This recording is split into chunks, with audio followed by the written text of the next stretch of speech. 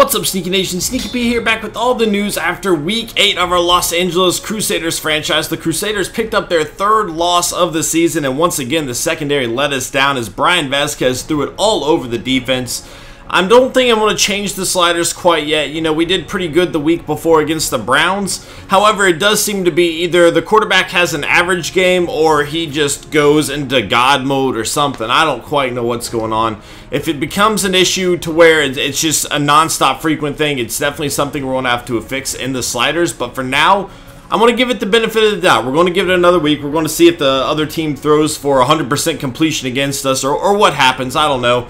I did talk about this. We are going to change our playbook around. I definitely think our playbook has been hurting Devin Golden.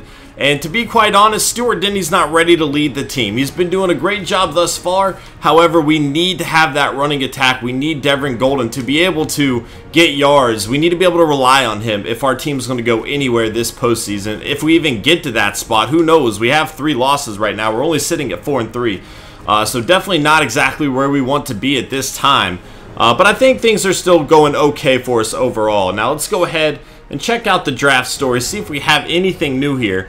Something's going on with my Elgato lately. I don't quite know what it is. I hope this is currently recording. I'm going to have to check after, obviously. Shelton Sam sees his struggles continue, missing several key blocks in a 24-16 loss. We've already read this storyline, so that's all we got for now. Scouting, we might get into after next week. We might start trying to work on it a little bit then. Let's go ahead and check out the standings, see what we're at right now. Now, all the awards are also available, the Pro Bowl voting and the player awards. I'm not going to do that until we play 8 games, so I'll probably do it in the next news video. Broncos still 8-0, just completely dominating. However, if we look at the AFC, we are still currently in a playoff spot. The AFC really not doing all that well right now. So even at a 4-3 record, we're sitting in the wild card, which is perfect for us.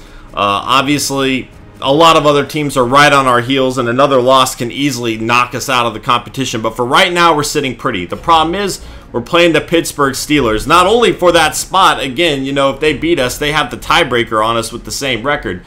But also, they're a team that just destroyed us in the preseason. So they have our number right now. We definitely need to prove to ourselves that we are capable of beating this team. Let's go ahead and check out the stats from around the league right now. And then that way, next episode, we can focus solely on the awards. Let's go ahead and go, whoop, I should have gone the other way. Oh, well, NFL, that doesn't matter. Let's look at yards first, which Chaz Jenkins leading the way. Drew Brees right on his heels. Andrew Luck behind him. A.J. McCarron on that list as well for the Texans. We saw him torch us. And A.J. McCarron's actually leading the way in touchdown passes with 19. Unbelievable.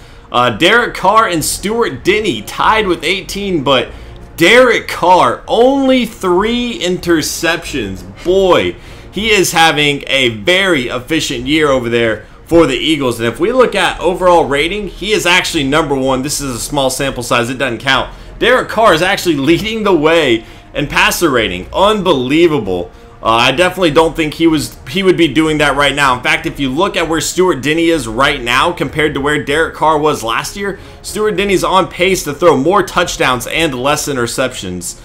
So really, you know, obviously Denny not doing great, but you know, he's doing better than Derek Carr was for us last year. Maybe Carr just needed a change of scenery. I don't know, but he is balling out for Philadelphia. Let's go ahead and check out rushing. Adrian Peterson leading the way, 787 yards for him. Rushing touchdowns is going to go to Tamarcus Easton, though, the Bull for the Patriots. We saw him in Week 1, a very good player. Eddie Lacy at #2 with 7. We got 3 players with 6. Trent Richardson, Michael for the 49ers, as well as Jaquez Rogers over there for the Titans. A few players here with 5. Isaiah Patton, Ray Rice, Cadet Appalachian State. He still only averages 2 yards a carry, but he's making it happen. Oh, well, actually up here, Rogers is only at 1.9. Dunbar, a very good player. I'm surprised he hasn't been traded. You would think he would have. Just a whole lot of players here tied with 5, and unfortunately, we don't have anybody on that list. Receiving, Doug Baldwin leading the way with 67 receptions from Andrew Luck. Pretty good target for Andrew Luck to get. We know he struggled early on there in Tennessee, but it looks like he's finding his niche now. A bunch of players you'd kind of expect to see. Nicholas Moon, the only rookie from this franchise, that is. He's not a rookie now, he's in his 3rd year, but the only newcomer on that list, I should say. Dwayne Allen doing pretty good there for the Bills now. Receiving touchdowns, Greg Little out of North Carolina. Go Heels leading the way with 8. Andre Johnson, 7. Cody Latimer, 6. Now on the Bears. Kendall Wright, the former Crusader who we let go, and we're actually about to play in this upcoming week at number 6, or with 6 touchdowns as well. We're definitely going to have to keep an eye on him. Bruton the Crouton, number 6 touchdowns. Bunch of names you'd expect to see, including Shakir Gayton up on that list. Not number 1 anymore. Hasn't done well the last few weeks, but still very close. Borland 2nd on that list with 93. I haven't seen a lot of Bills players on these lists. That's pretty interesting to see. Sacks, of course, our players are a little bit glitched out here, but Dumerville and Graham leading the way with 5. Addison for the Ravens there with 4. Interceptions, Brandon Browner with 4. Sheed with 3. Margarito Marmarosa with 3. Harrison Smith with 3. Ofisa Okafor on that list as well. A bunch of players sitting there with 3, though. A whole lot. Let's go ahead and move forward to fumbles forced. And we were doing pretty well on this list. I think our players might have glitched out, or at least some of them did. We do have Brandon Spike still here. We know we have a few other with 2, though. And then Sherman, our rookie, with 3 fumble recoveries. Zeke Hickman with 2. Let's see if there's any blocks around the league. Quite a few blocks, actually. Wasn't expecting that, including Chris Borland and Navarro Bowman, former teammates, getting it done. Touchdowns, quite a lot of touchdowns now. Nobody with more than 1, but we do see a lot with 1, including Ofisa Okafor and LeJean Knight joining the list from the last time we looked. Definitely DJ Hayden. Ladarius Webb, who got that against us, actually. I thought I saw a rookie right there. Albert Rhodes for the Lions, the rookie, making it happen as well. Kicking stats. Whoop. Let's go back over here, shall we? Prater leading the way, 22 or 21 or 22. Again, the Broncos just destroying every category pretty much. Punts, if we look at average, we already know Marquette King's going to be leading the way, but Weatherford right behind him, actually, as well as Andy Lee. So despite Andy Lee being a 49ers staple for so long, they might have done a pretty good job picking up Weatherford, it looks like. Kick returns, quite a lot of people with a touchdown now. Definitely a lot of players being added since we looked earlier. And punt returns, let's go ahead and check this out. A few players here with a punt return as well.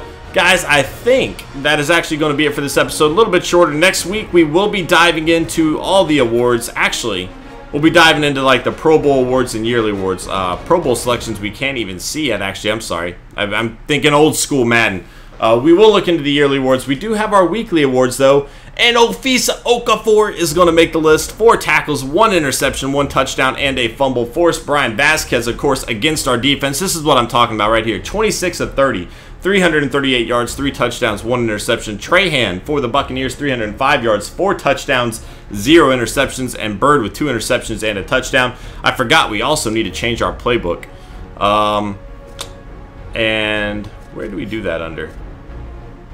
I think it's under Team Roadmap, weirdly enough. Schemes. Yep, alright, so a lot of players have been saying go back. You know what, I think we should try the Eagles out. We're going to try the Eagles. They use a lot of speed.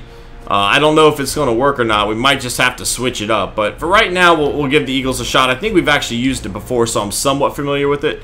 But we might change that up over time. We'll just wait and see how that goes, guys. Thank you so much for watching. I hope you enjoyed this episode. If you did, please hit that like button. The other thing, and I kind of said this at the end of last episode, there are quite a few people that dislike every single time I lose.